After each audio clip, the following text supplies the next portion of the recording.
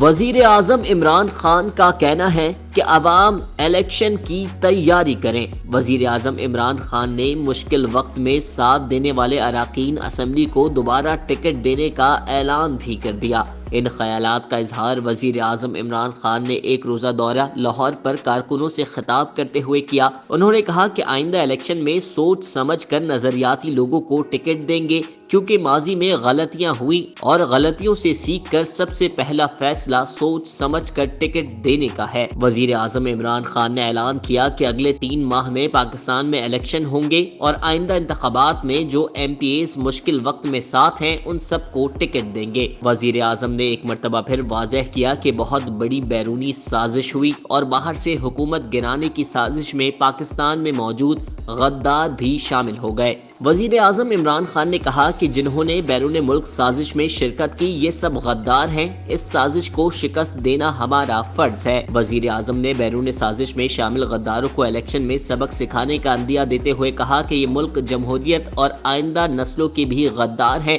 इन गद्दारों के खिलाफ हम सुप्रीम कोर्ट गए हैं। उन्होंने कहा कि कोई बाहर का दुश्मन हुकूमत गिराना चाहे तो 15 अरब में लोग खरीदें और हुकूमत गिरा दें। ये कैसी जमहूरियत है? इस तरह तो आज हिंदुस्तान फैसला करे तो 10 से 15 अरब में हुकूमत गिरा देगा। इमरान खान ने नून लीग के सदर शहबाज शरीफ का बयान पर तनकीद करते हुए कहा कि जिसका पैसा मुल्क से बाहर वो यही कहेंगे। उन्होंने कहा कि आइंदा इलेक्शन में अवाम उनको सबक सिखाएगी, उनकी सियासी कब्र बनेगी। Anjar Ahmed, Meta News, Karachi.